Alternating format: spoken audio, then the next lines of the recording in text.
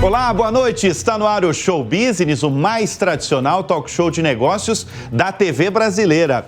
E no programa de hoje vamos receber Mário Lafitte, um dos principais executivos brasileiros da Samsung. Ele vai contar os motivos de a gigante sul-coreana ter ultrapassado a Apple e se tornado, no primeiro trimestre deste ano, a maior vendedora de smartphones no mundo. Vai revelar ainda o tamanho da empresa no Brasil e os planos no país. Nosso segundo convidado é Carlos Gazaf, presidente do Sem Parar, a primeira empresa no país no segmento de pagamento automático de pedágios, que vive um momento de expansão dos negócios. Eu sou Bruno Meyer e seja muito bem-vindo ao Show Business de hoje.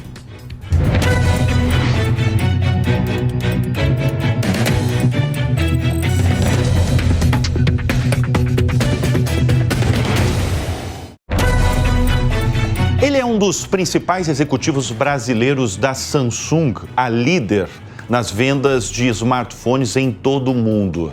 Essa gigante sul-coreana vem com novidades que serão faladas neste bloco do Show Business com Mário Lafitte, vice-presidente da Samsung para a América Latina. Mário, brigadíssimo pela presença aqui nos nossos estúdios. E eu venho já com uma notícia que eu já adiantei, é uma notícia fresca, né? No primeiro trimestre de 2024, a Samsung voltou para o topo da lista de maiores vendedoras de smartphones pelo mundo, tirando a Apple do primeiro lugar, isso segundo o levantamento feito pela consultoria IDC.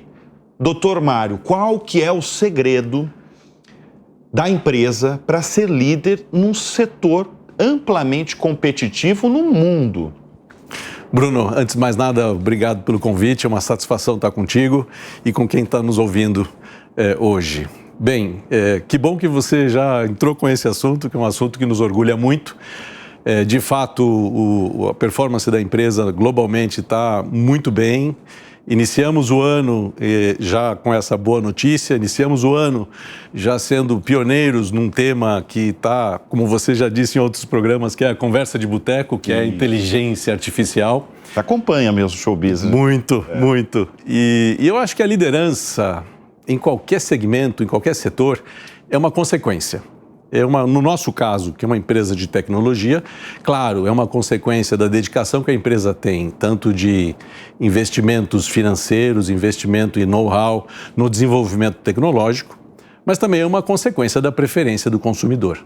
E essa preferência do consumidor, no nosso caso, a gente justifica porque a gente busca escutar esse consumidor ao redor do planeta, ao redor do mundo, de uma forma muito atenta, para que a gente possa justamente dar os inputs na área de desenvolvimento, para que a gente possa trazer inovações para o consumidor. E para nós, inovação, tecnologia, só faz sentido se a gente tiver o ser humano, se tiver a pessoa ao centro. Inovação só faz sentido se ela trouxer um benefício para a pessoa, se ela trouxer mais conectividade, entretenimento, mais eficiência no dia a dia das pessoas. Então, assim, para mim, o resultado disso foi natural, a conquista da liderança do mercado. Mas o segredo, pelo que você está falando, é entender as pessoas, a sociedade e talvez antecipar até o que ela quer comprar. É isso? Sem dúvida. Escutar, entender o seu dia a dia, para onde está caminhando as necessidades da pessoa, trazer isso para o contexto do avanço tecnológico. Claro que estamos trabalhando sempre no que ainda não existe. A inovação é desenvolver o que não existe. Mas que é muito desafiador. Mas não faz sentido para a Samsung uma inovação tecnológica que não tenha o ser humano como centro, não tenha a pessoa, a sociedade como centro do benefício trazido por essa inovação. Vamos traduzir para o nosso espectador. Eu imagino que vocês devem ter aí um centro de pesquisa, de inovação gigantesco, né? Tem isso? Vários. Nós temos ao redor do... Tem no Brasil? Temos 2 centros de pesquisas do Brasil. Um localizado em Manaus, próximo à nossa unidade industrial de Manaus, que é uma fábrica excepcional, uma fábrica que produz praticamente toda a nossa linha de produtos. Aliás, você está convidado a nos conhecer. É um prazer. Tanto a fábrica quanto o centro de desenvolvimento, centro de pesquisa. E temos um outro, segundo centro de desenvolvimento e pesquisa no Brasil, em Campinas, também contíguo, próximo à fábrica de Campinas. Nós temos 2 unidades industriais no Brasil. Bom, a gente está falando de uma gigante sul-coreana, uma gigante de tecnologia, mas quero falar de Brasil, porque você é um dos principais executivos dessa operação brasileira. O que o Brasil representa para os negócios globais da Samsung? Nós aqui do Brasil, do escritório da América Latina do Brasil, que eu faço parte, a gente supervisiona todos os negócios da Samsung, desde o México até a Terra do Fogo, Argentina ou Chile. Então a gente tem uma área de cobertura bastante ampla. Esta região hoje é a segunda maior região em termos de importância global da Samsung, perdendo obviamente para os Estados Unidos. E nesse contexto, o Brasil é um dos top 4, top 5 mercados da Samsung no mundo. É muito relevante. O mercado brasileiro é um mercado muito relevante. São quantos países?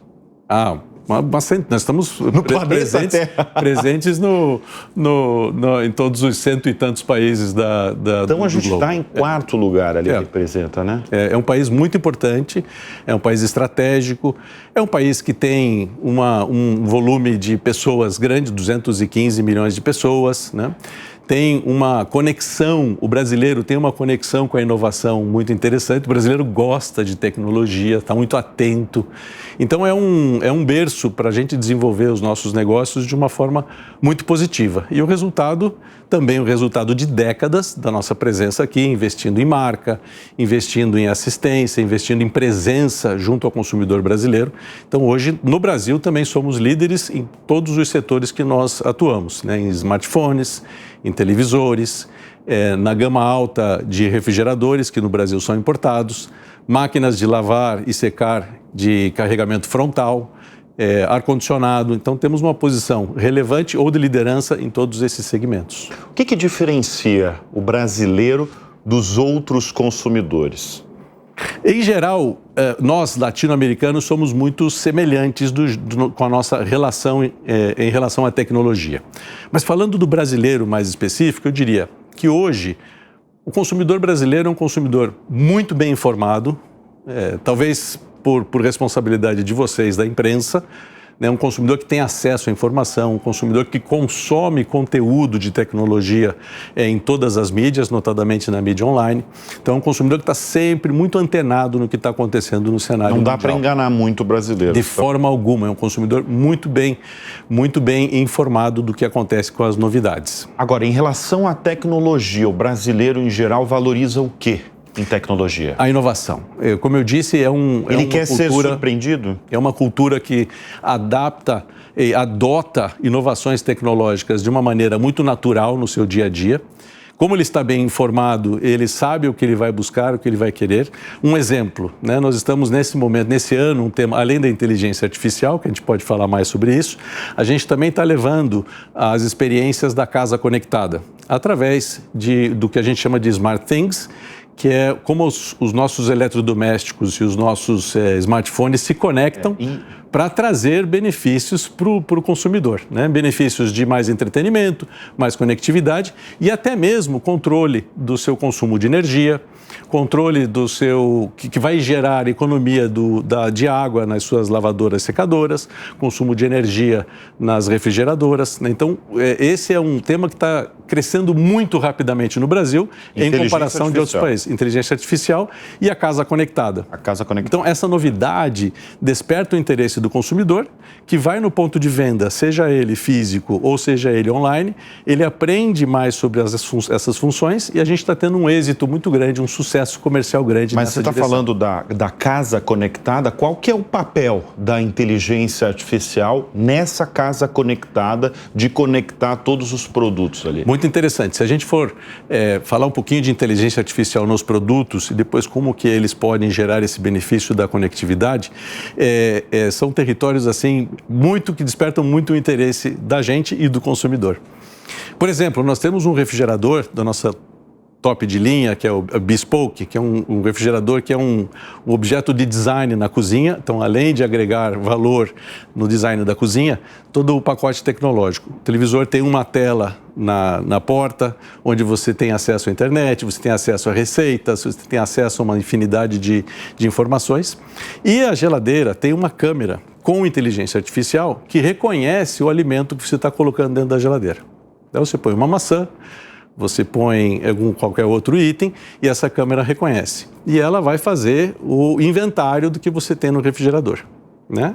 Registra a data de entrada por inteligência artificial, por conhecimento, sabe mais ou menos qual é o prazo desse alimento dentro do refrigerador, e ela faz a gestão do teu conteúdo no refrigerador. Aí você está no mercado, você saiu aqui da Jovem Pan, está lá no mercado fazendo compras, você não sabe o que você vai preparar no jantar. Você entra no teu inventário, aí você pede para a tua refrigeradora, para a tua geladeira, te sugerir uma receita, ela vê o que você tem na geladeira, te sugere a receita, faltou manteiga. Você não tem manteiga. Ela te avisa que você tem que comprar manteiga no supermercado. Não, ou vai sugerir uma outra receita sem manteiga, né? Se bem que é difícil, né? Pode ter um azeite ali perto, dá para colocar, né? Mas enfim, ela vai te sugerir o que falta, ela vai te contar o que falta, você compra, você chega em casa. Quando você começar a preparar a receita, você dá um comando, a geladeira comunica-se com o fogão, que começa a fazer o aquecimento do forno ou o preparativo da temperatura correta para você colocar o seu jantar. Então, isso tudo através de inteligência artificial. Isso é inteligência artificial, né? Sim. Você acaba de definir o que uma inteligência artificial pode fazer num setor, numa empresa e na vida das pessoas, porque esse é um tema que eu estou falando com recorrência e como você mesmo falou, Mário, eu defini isso mesmo, né? Que virou conversa de boteco. Eu falava de inteligência artificial aqui nos programas da Jovem Pan em 2022, a audiência caía, ninguém estava interessado em falar. Foi ano passado, eu tenho até um mês, foi janeiro de 2023, quando a Microsoft colocou lá 10 bilhões na OpenAI, a dona do ChatGPT, que o mundo começou a falar, as pessoas comuns começaram a falar de inteligência artificial, e é interessante você trazer a aplicação da inteligência artificial. Perfeito. E nós começamos o ano fazendo o lançamento do Galaxy S24 com o pacote de inteligência artificial que a gente chama-se Galaxy AI, que é justamente a comprovação ou a prova material de como a gente tira a inteligência artificial da conversa, do pensamento do que vai acontecer no futuro e coloca na sua mão. Coloca na sua mão funções de inteligência artificial que podem fazer edições de imagem incríveis, né? Apagar objetos, mudar objetos. Se tirou uma foto na frente da Torre Eiffel em Paris e passou uma pessoa bem na frente, não tem problema, você apaga, ela reconstrói o fundo, né? Então, capacidades... Dá pra apagar? Apaga. Apaga a pessoa ali? Apaga, troca tamanho, maior, menor. Você tirou uma foto, tá fazendo um salto de bicicleta ou de skate. Ah, não, ficou muito baixo. Não tem problema, você pega com 2 cliques, você pega e leva lá para cima. Aí você fala assim, Mário, mas isso já dava para fazer antes? Sim, dava para fazer com um software profissional, especializado, numa máquina potente. Não você tinha na que fazer mão, um curso para fazer a edição. Na palma da sua mão, com 2 toques, você faz isso, né? Imagem. Outro território da inteligência artificial que está disponível na sua mão. As barreiras da comunicação. Então, eu vou para a Coreia, chego no aeroporto, pego um táxi, não consigo me comunicar com o motorista do táxi. Não falo inglês, não falo coreano. Não há problema. Aciono o Galaxy AI do meu S24, faz a tradução. Revolucionário, né? É ficção científica. Não, hoje, mas para mim eu acho revolucionário porque você pode chegar em qualquer país do planeta, você está citando não há a Coreia barreiras. do Sul, Não e há você barreiras. pode ter esse diálogo que a gente está tendo neste momento aqui no Show Business através da tecnologia, que daí você está citando o celular, né? Mas basicamente Bruno, você pode ter. E outra, eu posso pegar o meu S24, ligar para um telefone fixo. A outra pessoa do outro lado não precisa ter um smartphone, não precisa estar conectado na internet. Eu não preciso estar conectado na internet aqui. A tradução é feita no processamento do Galaxy S24. É offline, essa tradução simultânea. Então, nem necessário é que eu esteja conectado na internet. Então, rompe-se as barreiras da comunicação e da linguagem. Esse também está absolutamente disponível no teu Galaxy S24. Quer saber uma função que foi feita para vocês, jornalistas? Opa! Gravação, você está numa entrevista ou numa reunião. De transcrição? Você grava, ele faz a transcrição de áudio para texto, e aí ficou lá uma entrevista de 2 horas, 1 hora, muito grande, você manda fazer um resumo, faz o resumo.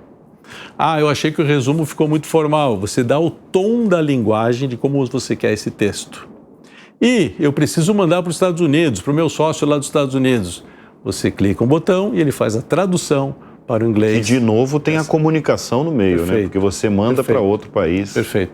Então, são exemplos que a gente trouxe em janeiro no Galaxy S24, que nesse território do uso da inteligência artificial para o indivíduo, para as pessoas, nas suas atividades de lazer ou mesmo profissionais, absolutamente desmistificam a questão da inteligência artificial, né? Agora, tem alguma característica humana que a inteligência artificial generativa não vai conseguir replicar? Eu vou dar minha opinião, né? Eu não sou o profundo especialista, cientista de inteligência artificial.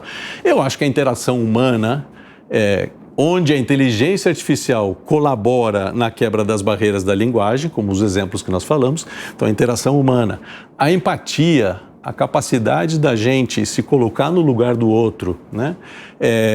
Eu acho que é insubstituível. Eu acho que máquina alguma poderá substituir-nos nesses territórios mais emocionais e sentimentais. Profissões onde a interação humana é extremamente necessária, como essa nossa agora. Eu acho que é um território ainda muito humano. E profissões como medicina, essas questões muito humanas, eu acho que são territórios onde a máquina não... Imagino eu, opinião particular. Lógico, né? Mas é a opinião do... E eu acredito, assim...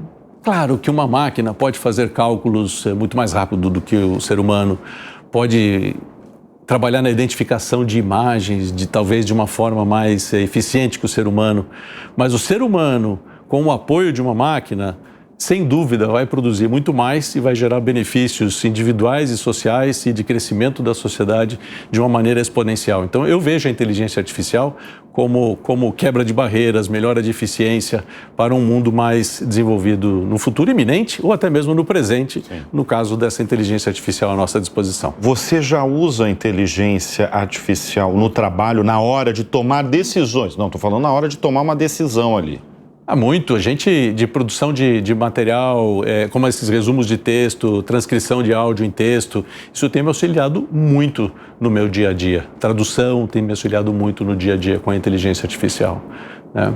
E para nós, o mais importante é que essas funções de inteligência artificial estejam cada vez mais na mão das pessoas, na sala de estar das pessoas, nos seus televisores com inteligência artificial, nas cozinhas com a geladeira, na área de serviço com a máquina de lavar e secar, que também tem funções que só são possíveis com a inteligência artificial.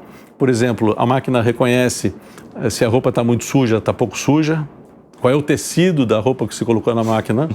Ela sabe tudo. Ela faz o ciclo de lavado através de inteligência artificial, combinando esses dados e informação, gerando economia de detergente, economia de água, que é um tema presente na nossa sociedade, e de energia elétrica. Então, de novo, um exemplo de inteligência artificial a benefício, gerando benefícios para o indivíduo, porque está economizando até o seu orçamento, mas também para a sociedade. Então, eu tenho uma visão extremamente positiva da inteligência artificial e a nossa missão, a missão da Samsung, é levar essas funções a mais amplitude possível da mão das pessoas. Por isso que nós lançamos, como eu disse, Galaxy AI no S24 em janeiro, mas logo em seguida já nós disponibilizamos o Galaxy AI para as gerações anteriores dos nossos smartphones. Então, o S23, o S22, o S21, não ficamos lá exclusivo no lançamento. A gente quer trazer a inteligência artificial para todos.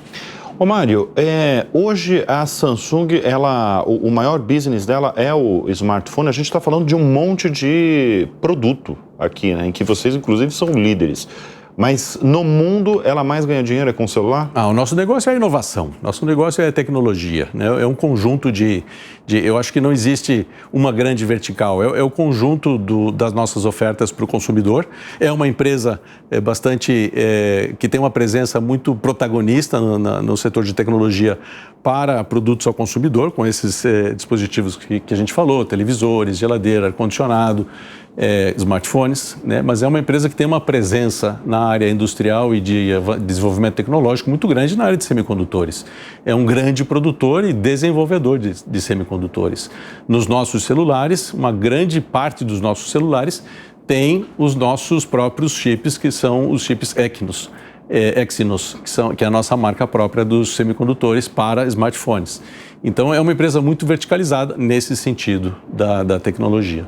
E voltando agora à primeira pergunta deste bloco, sobre o segredo aí de uma gigante de tecnologia da Coreia do Sul. Eu recebo, como no show business, recebo os mais variados executivos da indústria produtiva e de gigantes de tecnologia também. Você conseguiria definir a cultura da empresa para se tornar esse líder que ela é no mercado? Agilidade, como eu já disse, o foco no cliente, tem uma visão muito grande no cliente, tanto para o desenvolvimento das suas inovações quanto para as suas operações. A gente está muito olhando a vida do cliente, a conveniência do cliente. Parece chavão, mas é uma realidade dentro da empresa, faz parte da cultura da empresa. Uma busca de multicanalidade no mercado atual, né? Hoje, para você ter um êxito no nosso setor de tecnologia, a gente tem que estar presente em vários canais, online, offline, no atendimento ao cliente, a assistência técnica ao cliente, o pós-venda, né? A assistência é extremamente importante. Isso que muitas marcas mais jovens ou até mesmo aventureiras, quando vêm para a América Latina, não prestam atenção na assistência técnica. Hoje nós temos no Brasil 300 pontos de atendimento de assistência técnica, canais de atendimento ao cliente, o WhatsApp, no online, conserto remoto, um percentual gigantesco de situações onde o cliente necessita de algum serviço é feito à distância, online, até mesmo de situações em televisores é feito o reparo online, não necessita nem o técnico visitar a sua casa, porque os equipamentos estão conectados em linha, né? Então, se é uma questão de software, é feito online. Então, assim, a cultura da empresa, em algumas palavras, rapidez, agilidade. Nosso mercado, esse setor de tecnologia exige que as empresas sejam rápidas e um foco no cliente muito grande no que é importante para o cliente. Mário, você sempre foi apaixonado por tecnologia? De vários tamanhos, né? Eu venho da indústria automobilística. Ah, você vem da indústria automotiva? Venho. Já trabalhei em várias marcas durante alguns anos. Você é curitibano, né? Sou de Curitiba. Você é de Curitiba, paranaense, que inclusive ali tem uma região importante, um polo até hoje importante automotivo, né? Sim. Mas você está na empresa há muitos anos, né? 10 anos. Há 10 anos? Uma década, sim. Há 10 anos. E você imaginava que você, lá no passado, ainda em Curitiba, que você ia chegar na posição que você está, de uma das principais lideranças aí brasileiras no setor de tecnologia e também numa gigante como a Samsung? Olha, eu sempre foquei muito na missão do momento, né? Sempre fui uma pessoa muito dedicada e muito focada na missão do momento. É óbvio que a gente tem que levantar a cabeça, olhar para o futuro, investir no presente para colher no futuro, né? Então, eu fui muito desse raciocínio. O que eu preciso me desenvolver nesse momento de hoje para olhar para frente? Eu sou engenheiro mecânico. Praticamente nunca atuei em engenharia, sempre na área comercial, desenvolvimento, comunicação. Me apaixonei por comunicação e estou nesse setor e eu amo o que eu faço e sempre gostei muito do que eu faço e eu acho que essa é uma condição necessária para a gente ter um crescimento profissional. O ambiente do executivo é um ambiente exigente hoje em dia, cada vez mais. Óbvio que o ambiente de negócios é exigente e a gente sempre precisa estar se atualizando. E quais as tendências? Você que gosta de tecnologia já e trabalha há um bom tempo no setor, quais são as tendências aí mais promissoras no setor que você vê?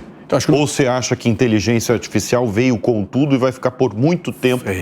Inteligência artificial é algo transformador. Eu acho que a gente tem a sorte de estar vivendo esse momento. A inteligência artificial já está transformando e tem um potencial de transformar ainda mais, tanto na vida das pessoas, nos lares, como a gente já explicou. A gente já falou um pouco sobre algumas funcionalidades. Mas ela é transformadora e o desenvolvimento não para nesse momento. Uma área que eu acho que a gente ainda tem muito a crescer é a área de saúde, a área dos vestíveis, né? Ligados à saúde, o bem-estar e até um pouco mais além do que o conceito da saúde, o conceito do bem-estar. Os vestíveis hoje, um Galaxy Watch, esse aqui já medição cardíaca, pressão arterial, monitoramento do sono. Recentemente lançamos mais um software que identifica a apneia durante o sono, reconhecido por autoridades. É uma série de funções já feitas no relógio de hoje, né? Então, e esse é um território... Ele vai monitorando e vai prevenindo... Monitora, previne. Por exemplo, tem aviso de queda. Então, muito interessante para pessoas mais idosas, eventualmente. Aviso de queda se programa, se há uma queda, ele avisa um familiar. Então, eu acho que nesse território da saúde é onde a gente tem um amplo espaço de crescimento para benefício do indivíduo. Existem pesquisas com universidades e escolas de medicina aqui no Brasil, bastante avançadas com o uso do Galaxy Watch, em aplicações médicas de altíssimo nível. Agora, deixa eu aproveitar a sua presença aqui no Show Business.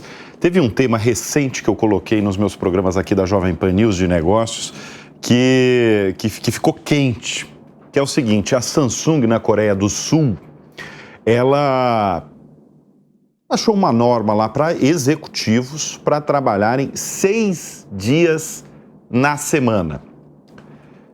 Essa norma só não tá aqui no Brasil, né? Você está trabalhando 6 dias na semana, 7, 5... Como é que a gente faz? Primeiro, onde é que está a fronteira do trabalho e do lazer hoje em dia, né? Boa pergunta. Primeira coisa, né? Exatamente. Não, mas eu acho que os 6 dias lá era presencial mesmo. Não, isso, se você me permitir, me desculpe, isso no fundo foi uma grande bobagem, mal interpretado. Não, é importante você falar mesmo, porque isso foi um assunto não só nos meus programas, mas evidentemente caiu eu recebi, no mundo todo, falando desses 6 dias de trabalho presencial aí de executivos da empresa. Não, que bom que você perguntou, e de fato foi bobagem no sentido de um ruído de interpretação cultural, até mesmo da próprio conteúdo da notícia, né? O que foi noticiado na Coreia, que era um grupo específico de pessoas envolvidas numa específica atividade, num projeto ou numa situação muito específica, que naquele momento, por aquele período, iam fazer um esforço extra de um trabalho mais extenso. Mas era uma manchete, né? Na verdade foi uma manchete. A matéria estava escrita explicando e tal. Quando veio para cá, acabou se traduzindo a manchete e deu notícia, né? Sim. Claro, o sul-coreano, nós da Samsung temos uma reputação de trabalhadores árduos, sérios, acordamos cedo, vamos dormir tarde, somos dedicados. Um traço da personalidade da empresa é de realmente realizar o impossível, né, e buscar aquele passo a mais, realizar o resultado. E o que acontece é que a empresa tem um sucesso muito grande, tanto na sua área de pesquisa e desenvolvimento, trazendo inovações, quanto de realização comercial e dos negócios com os parceiros, etc. Então, juntou essa reputação de trabalhador árduo com essa notícia e gerou essa quase que um meme, né? Exato. Eu mesmo repercuti, dava audiência, porque as pessoas queriam ouvir sobre essa notícia. Qual que é a maior diferença entre o nosso jeito de trabalhar e o jeito dos sul-coreanos, Mário? Muito semelhante. É semelhante? Muito semelhante. Assim, a Coreia do Sul... São trabalhadores, você já adiantou, A Coreia do Sul, né? É um país incrível, é um país que tinha um produto interno bruto nos anos 50 menor do que o Brasil, né? É um país que se reinventou, que se reconstruiu no pós-guerra através da educação, através da dedicação da sua sociedade e de uma visão muito séria e muito concreta acerca da educação ser uma ponte para a construção de um país melhor, né? E isso efetivamente é comprovado. A gente vê isso na história da Coreia, que saiu dos anos 50, 60, para potência comercial, qualidade de vida dos seus habitantes, e todo esse lado positivo da Coreia do Sul. Acho que poderia ser um grande exemplo para o Brasil e para os nossos países da América Latina. E a gente acredita que a educação é uma ponte para um futuro melhor para as nossas sociedades. Tanto é que nós usamos esse tema de educação como o nosso tema mestre dos nossos projetos sociais na região da América Latina. Investimos em projetos de educação de ensino médio, projetos de educação já no pré-emprego, jovens de 17 e 18 anos, preparando para empregos tecnológicos. E, no fundo, É isso que nós precisamos, né? Uma empresa de tecnologia precisa de mentes preparadas, pessoas que se dediquem à engenharia, ciência, matemática, mulheres que se interessam por engenharia, matemática, ciência, pesquisa. Se a gente comparar o volume de engenheiros que nós formamos, e não falo só de Brasil, estou falando da região, com talvez outros países, a gente vê que a gente tem espaço para crescer na formação de técnicos e engenheiros e engenheiras para a nossa sociedade. O que vocês valorizam na escolha dos profissionais? A gente valoriza As coisas estão mudando, né? Se você como executivo há 10 anos numa única empresa, se você pegar o que você valorizava há 10 anos atrás, eu imagino que hoje tem alguma coisa mudado, né? Talvez o que não muda... Hoje o nosso ambiente de trabalho, nossa cultura no ambiente de trabalho é muito globalizada, né? Então, nós temos um ambiente misto, híbrido, casa, home office, muita flexibilidade, pode desenvolver projetos em casa, projetos no escritório. Nós, do escritório regional da Samsung, a gente viaja muito, a gente tem uma gestão muito presente nos países, né? Eu acho isso um privilégio para eu poder conhecer as culturas de México, Colômbia, Peru, Chile, Argentina de uma maneira única. Os profissionais de toda a região são de altíssimo nível. O que a gente busca nos jovens é dedicação, interesse. A gente não busca as respostas certas, a gente busca perguntas, né? Curiosidade, pergunta, inovação. Os jovens vêm nessa tocada, nessa batida de buscar a inovação no ambiente online, muito comum, né? E o que você tem achado dos jovens que estão chegando, dessa nova geração que está chegando no mercado de trabalho e numa empresa do porte da de vocês? Nossa experiência é muito boa, minha experiência pessoal é muito boa com os nossos jovens. Começamos, né, com os nossos estagiários, né, então jovens que estão na universidade. A gente vê realmente uma passada, né? Quando termina o contrato de estágio, vem o contrato profissional, óbvio que a gente busca manter os talentos conosco, nem sempre é possível, o ambiente corporativo nem sempre permite que a gente tenha posições para contratar a todos, e a gente busca, através da nossa rede de conhecimento, endereçar, encaminhar essas pessoas para os mercados, mas eu vejo os jovens interessados em aprender, vejo uma presença de uma cabeça mais globalizada do que há 10 anos atrás. A própria Coreia do Sul hoje está muito mais presente na cultura do dia a dia através do K-pop, da comida coreana, das séries, né? Isso que não acontecia há 10 anos atrás, né? Eu vi assim, teve uma valorização ali de cultura, incentivo mesmo, né? Muito positiva. Até no audiovisual, né? Muito positiva. Então, há 10 anos, a Coreia, assim, você fala assim, eu trabalho na Samsung, é uma empresa coreana, né? É coreana. Mas era meio assim, meio embaçado. Hoje os jovens têm muita clareza o que é a Coreia, com sua cultura e tal. Isso facilita para a gente na hora de atrair o talento. Seus filhos querem seguir na área de tecnologia? Não, eu tenho um na comunicação e um fazendo filosofia. Então, uma mudança. Mas comunicação tem tudo a ver com você, né? Tudo. Você se diz um apaixonado por comunicação. Amo. Um bom vendedor é um bom comunicador? Indispensável. O que é o bom vendedor? Indispensável. O bom vendedor é aquele que possa identificar o que o cliente precisa e fazer a compatibilização com a oferta que ele tem, né? Da melhor forma possível. Esse eu acho que é o bom vendedor. E você é bom vendedor, viu? Porque você vendeu nesse bloco de showbiz uma quantidade variada aí de produtos. Quem que é a sua grande referência na vida e nos negócios, Mário? Eu acho que assim, nos negócios, pergunta desafiadora, né? É uma pergunta clássica do show business, eu faço com praticamente todos os convidados. Mas eu gosto muito quando a gente vai falar assim, quem é uma personalidade, uma referência empresarial, local, latino-americana, brasileira. Mas eu pensei muito sobre isso e eu acho que a resposta, assim, está muito próxima do empreendedor latino-americano. Vamos falar de Brasil, o empreendedor brasileiro, né? O nosso ambiente empresarial é um ambiente difícil, árido, complexo, né? Então, o empreendedor brasileiro, seja ele da dona de casa que está fazendo coxinha para a filha vender na faculdade ou onde seja, até um empresário mais estruturado, já de gerações, eu acho que são personalidades que merecem muita admiração do nosso lado. Eu como executivo, eu nunca fui empresário, eu como executivo, eu acho que merecem o nosso reconhecimento. Apesar de que, para mim também, eu tenho o conceito que a gente precisa ter dentro das empresas essa faísca do empreendedor dentro da empresa. Isso, né? É verdade. Porque o empreendedor... As pessoas acham que empreender é só montar um negócio.